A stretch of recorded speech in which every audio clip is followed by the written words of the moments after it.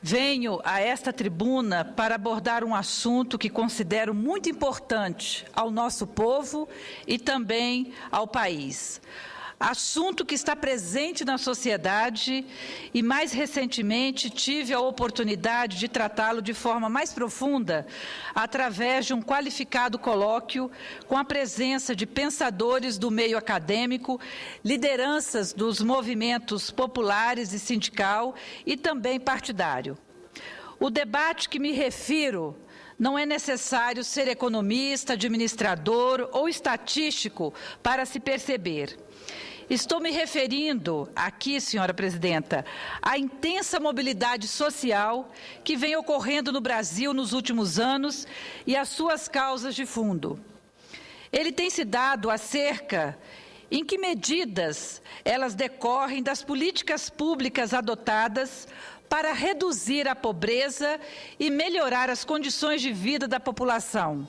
Ou em que medidas elas foram facilitadas pela conjuntura internacional existente até 2007, ou mesmo se a nova conjuntura internacional e as características estruturais da sociedade brasileira dificultam esta mobilidade social.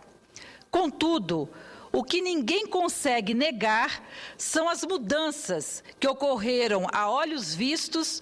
Tal é o impacto do crescimento econômico associado a uma efetiva política de distribuição de renda. Assim, as famílias que já haviam se resignado a pagar aluguel pelo resto da vida, beneficiadas pelo emprego, pelo aumento da renda, pela estabilidade econômica e pelo acesso ao crédito, foram à luta em busca de uma casa própria. Comportamento semelhante tiveram outras famílias que não tinham qualquer perspectiva de ascensão social, as quais, beneficiadas por programas como o ProUni, por exemplo, passaram a acalentar o sonho de ver o filho com diploma do ensino superior. A mobilidade social ganhou números confiáveis e atualizados no último dia 22 de março. Quando foi divulgada uma pesquisa da Cetelem BGN, que faz parte do grupo BNP Paribas, atuante no ramo de financiamentos, demonstrando que, entre 2005, início da série histórica da pesquisa, e 2011, nada menos que 63 milhões de brasileiros e brasileiras alteraram sua capacidade de consumo. Aqui é importante deixar claro que não consideramos que essa mobilidade social possa ser caracterizada como mudança de classe. Em nossa opinião, o que está ocorrendo é uma metamorfose da classe trabalhadora brasileira. Aqueles setores que foram lançados historicamente na exclusão, no subemprego, nos salários de fome, estão sendo incluídos no mercado de trabalho formal, recebendo salários mais elevados, tendo acesso ao crédito e a possibilidades de consumo que antes lhes eram negadas. Continuam trabalhadores e agora têm o desafio de, ao lado da melhor capacidade de consumo, adquirir também a consciência de classe trabalhadora, se organizar sindicalmente, adquirir uma consciência política e um nível cultural cada vez melhores. Por isto, não nos agrada falar de classe média, até porque, como sabemos todos, ainda há muito o que melhorar em termos de emprego, salários e capacidade de consumo. Entretanto, seja como for, senhora presidente, os dados são impressionantes. Aquilo que podemos chamar de classe ou chamar de segmento C da classe trabalhadora, teria passado a contar com mais de 2.700.000 brasileiros oriundos dos segmentos D e E.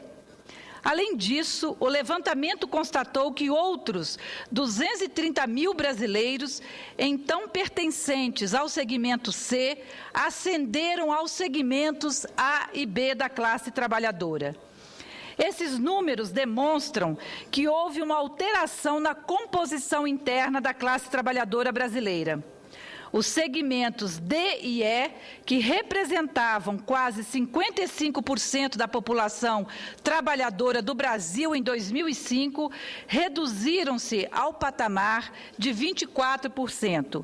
E o segmento C, que reunia aproximadamente 34% da classe trabalhadora brasileira, engloba agora cerca de 54%, ou seja, o segmento C tornou-se majoritário. Em outras palavras, 1/5 da população brasileira, enquadrado nos segmentos D e E da classe trabalhadora, subiu de patamar nesses últimos anos. Em relação à renda mensal disponível, que é o resultado do salário expurgado dos gastos fixos, verificou-se também, em 2011, um crescimento de 20%, passando do valor médio de R$ 368 para R$ 449.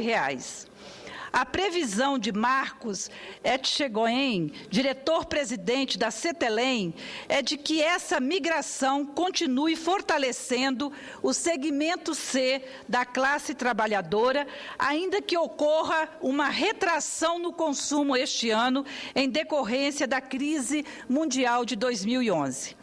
Esses números, senhores senadores e senadoras, refletem um conjunto de ações e circunstâncias favoráveis, no qual se destaca o acerto das políticas públicas destinadas a reduzir a pobreza e a melhorar a qualidade de vida do povo. A geração de empregos, o Bolsa Família e a política de aumento real do salário mínimo, tão ironizado por alguns segmentos da nossa sociedade, mas tão elogiado por organismos internacionais de renome, são algumas das mais importantes medidas decisivas para o fortalecimento do mercado interno. Ao mesmo tempo, os setores populares tiveram amplo acesso ao crédito, garantindo a continuidade da demanda e, por conseguinte, a manutenção da atividade produtiva nas crises de 2008 e 2011, com o auxílio também das medidas anticíclicas tomadas pelo governo federal. Os prejuízos ocorridos na economia nacional, em comparação com os estragos que afetaram os países de economia central, comprovaram de maneira eloquente o acerto das políticas governamentais que tinham por objetivo enfrentar a crise sem maiores traumas. Esse nutrido segmento C, que alguns vêm chamando, ao nosso ver, equivocadamente, de nova classe popular, de nova classe média popular, tornou-se o centro de gravidade da economia, da política e das relações sociais do Brasil, na análise do economista Marcelo Neri, que dirige o Centro de Pesquisas Sociais da Fundação Getúlio Vargas. Num artigo intitulado Como o Brasil virou o país da classe C, publicado no jornal O Estado de São Paulo, no último dia 24, o jornalista Fernando Dantas relata diversas ponderações do economista Marcelo Neri.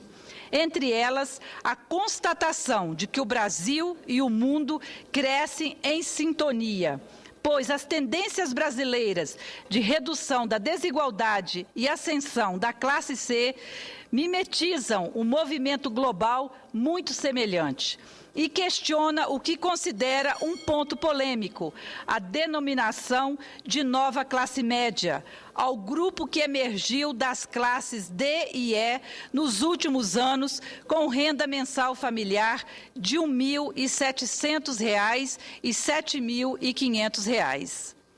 O jornalista esclarece a posição do economista Neri a esse respeito. Não se trata de comparar a nova classe média brasileira com a classe média americana, por exemplo, com casa própria e 2 carros na garagem, assim como não se podem comparar igualmente as classes A e B brasileiras com as classes A e B americanas. O economista da Fundação Getúlio Vargas justifica chamar a classe C de classe média, por esta formar um grande contingente e situar-se no meio da distribuição da renda. Além disso, trata-se de um grupamento com características específicas, pois anda com as próprias pernas, diferentemente da situação de dependência das populações mais pobres. Nisto, como já dissemos, temos uma opinião distinta. Achamos que é mais adequado dizer que os trabalhadores que continuam trabalhadores estão podendo trabalhar, ter emprego e receber melhores salários. Pura e simplesmente isto. O uso do termo classe média, além de ensejar comparações equivocadas com os Estados Unidos e mesmo com os altos padrões de consumo de certas camadas da sociedade brasileira, não estimula algo que consideramos essencial: que os que estão elevando sua capacidade de consumo também elevam, senhora presidente, sua capacidade espiritual, cultural e política, assumindo o que são filhos e filhas integrantes de pleno direito da classe trabalhadora brasileira. Basta dizer que o próprio Nery aponta como um dos grandes símbolos da ascensão do que ele chama de classe C é a carteira assinada, ou seja, o emprego formal. Afinal, desde que o ciclo de avanço social se iniciou em 2004, a criação de empregos formais mais que duplicou, de 700 mil para 1.500.000 por ano. Ele lembra ainda que essa nova classe está trocando pneu com o carro andando, pois trabalha durante o dia e estuda à noite, demonstrando ambição e iniciativa própria. A carteira de trabalho é um símbolo, sim, da classe trabalhadora. Senhora presidenta, senhores senadores e senadoras, para finalizar, o Brasil ainda é um país profundamente dividido pelas desigualdades sociais e regionais. Tivemos no passado alguns momentos de significativo crescimento econômico que foram quase sempre desperdiçados pela omissão dos governantes em reduzir a pobreza.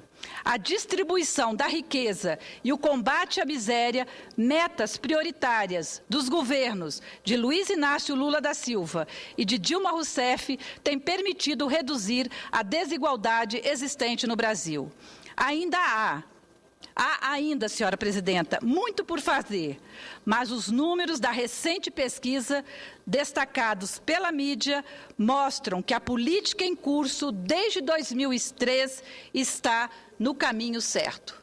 Era isso que eu gostaria de dizer, senhora presidenta. Muito obrigada pelo tempo que me foi concedido.